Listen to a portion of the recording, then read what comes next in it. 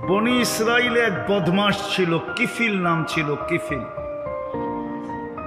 গুনার পিছনে প্রতি রাত্রে খরচ করতেন বর্তমান টাকায় 70 থেকে 80 লক্ষ টাকা। আল্লাহকে টাকার পাহাড় দিছিলেন। ওই যুগে সোনার টাকা ছিল, সোনার রূপার টাকা। 70 থেকে 80 লক্ষ টাকা খরচ করত। একদিন এক মেয়েকে ধরে নিয়ে আসছে, কামরায় ঢুকায় বলছে আমি প্রস্তুতি নিয়ে আসতেছি। আয়সা দেখতেছে মেয়ে অজরে কাঁদতেছে। তো বলতেছিল, ওই মেয়ে কাঁদিস কেন, তোর গায়ে তো এখনো আঙ্গুলের ছোঁয়া দেই নাই, আর জোর করেও তোকে নিয়ে আসি না, টাকার বিনিময়ে নিয়ে আসছি, আর তুই সদিচ্ছায় আমার হাতে ধরা দিছিস, আমি তোকে খুঁজেও বাহির করি নাই। তো মেয়ে বলতেছিল, শোন কিফিল, আমি বাজারি মেয়ে না, এটা আমার পেশা না, বিপদের কারণে আমি তোর হাতে ধরা দিতে বাধ্য হয়েছি। কিন্তু কাঁদি কেন জানিস?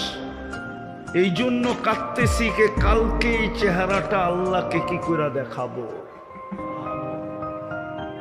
যদি তুই দাগ লাগায় দিলি, তাইলে কালকে এই চেহারাটা আল্লাহকে কি করে দেখাবো। তীর মারলেও মনে হয় কিফিলের দিলে এত জোরে লাগতো না। এতটুক কথা এত জোরে লাগছে যে একটা চিৎকার দিছে আর মাটিতে পড়া গেছে। আর বলছে, বোন, তোর গায়ে আমি আঙ্গুলের ছোঁয়া দিব না, টাকা তোকে দিয়া দিলাম, কিন্তু একটা অনুরোধ করব যদি তুই রাখিস। বলছে, সেটা কি? বলছে, তুই হাত উঠাইয়া চোখের পানি দিয়ে আল্লাহকে বলা দে আমি তওবা করলাম, আমার তওবাটা যেন কবুল করে। রব্বে কাবার কসম, ওই রাত্রি কিফিলের মৃত্যু। কিফিল দুনিয়ার থেকে ওই রাত্রেই চলে গেছে।